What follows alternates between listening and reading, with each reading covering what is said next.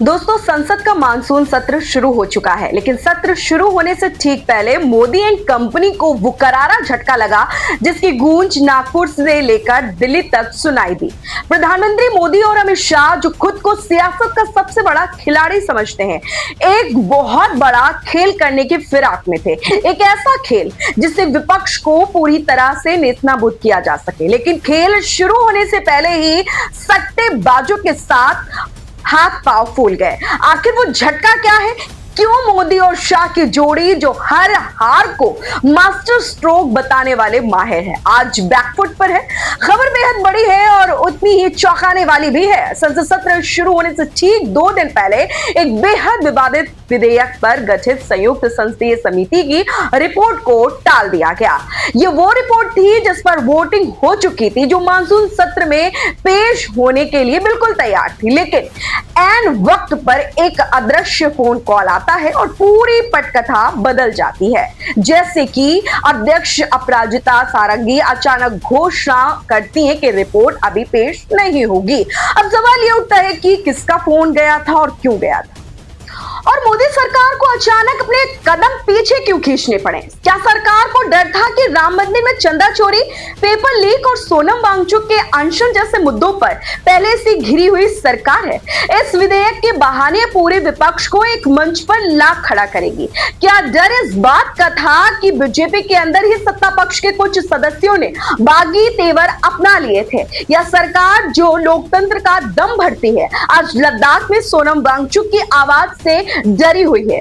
दुनिया भर में मोदी सरकार की थू-थू हो रही है, और जब जेपीसी की रिपोर्ट को ठंडे बस्ते में डालकर इन्होंने साबित कर दिया कि दाल में कुछ काला नहीं, पूरी दाल ही काली है। लेकिन खेल सिर्फ इतना ही नहीं है, पर्दे के पीछे की सियासत देखिए। लोकसभा स्पीकर ओम बिरला ने शिवसेना के 6 बागी सांसदों को एकनाथ शिंदे गुट में विलय की मान्यता दी। उद्धव गुट के पास अब सिर्फ 3 सांसद बचे हैं।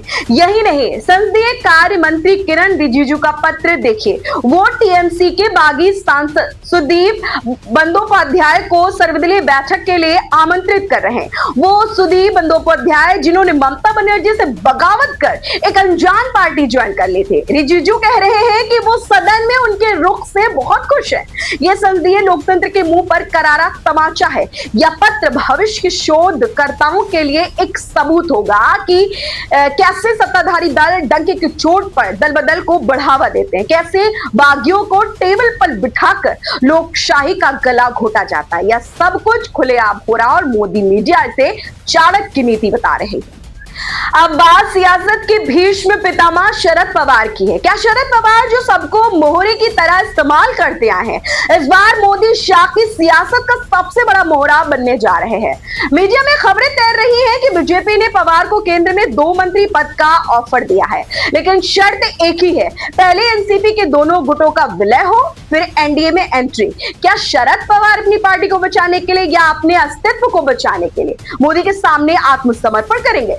लेकिन मोदी शाह की राह इतनी आसान नहीं है। परिसीमन बिल और महिला आरक्षण जैसे संविधान संशोधन विधेयकों के लिए 2/3 बहुमत चाहिए, और यहाँ कांग्रेस के संकट मोचक डीके शिव कुमार दिल्ली में डेरा जमाए हुए हैं।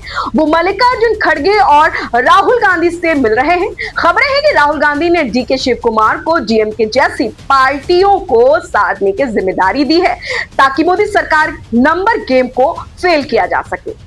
तो दोस्तों, मानसून सत्र से पहले बिसात बीत चुकी है। एक तरफ वो सत्ता है जो जात एजेंसियों, दल बदल और फोन कॉल्स के दम पर लोकतंत्र को हाकना चाहती है, और दूसरी तरफ वो मुद्दे हैं, पेपर लीक से लेकर लद्दाख की आजादी तक, जो इस सरकार की चूल्हे हिला रहे हैं। यह मानसून सत्र ऐतिहासिक होने वाला है। क्या विपक्ष एकजुट होकर सरकार को घुटनों पर लगाए, या मोदी शाह की जोड़ी फिर कोई अलोकतांत्रिक खेल खेलकर बच निकलेगी? आपकी इस मुद्दे पर क्या राय है? क्या आपको लगता है कि जेपीसी की रिपोर्ट को टालना मोदी सरकार की कायरता है? क्या शरद पवार एनडीए में शामिल होंगे? अपनी राय हमें कमेंट बॉक्स में जरूर बताएं और बने रहें द स्क्वाड ऑफ इंडिया के साथ।